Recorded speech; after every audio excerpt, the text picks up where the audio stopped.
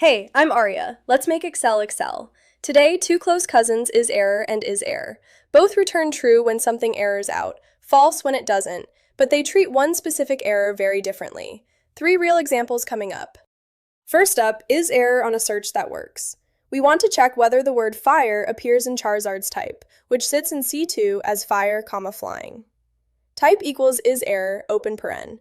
Inside, we put the formula we want to test. Search, open paren, quote fire, quote, comma, C2, close paren. Then close the ISERROR paren, hit enter. Search looks for fire inside fire flying, finds it at position 1, and returns a number, no error at all. ISERROR sees a number, decides there's no problem, and returns false. That's the all clear signal. Use this pattern anytime you want a quick true-false check on whether a formula succeeded. Now ISERROR on a search that fails. We look for electric inside Meowth's type in C5, which is just normal. Type equals ISERROR, open paren, search, open paren, quote, electric, quote, comma, C5, close paren, hit enter.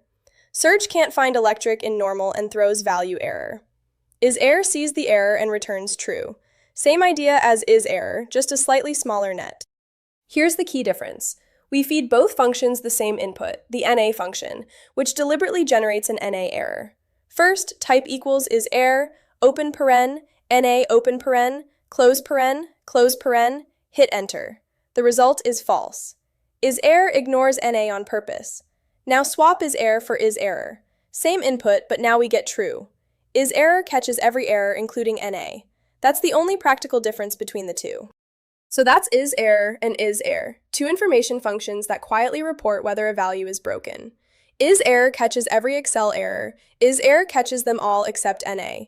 Pair either one with if to build clean conditional logic, or use ISERRor when you want to replace the error with a value instead of just detecting it. That's how you make Excel Excel.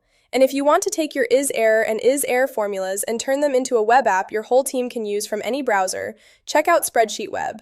Your formulas, your logic, live on the web with no coding required. Link is below.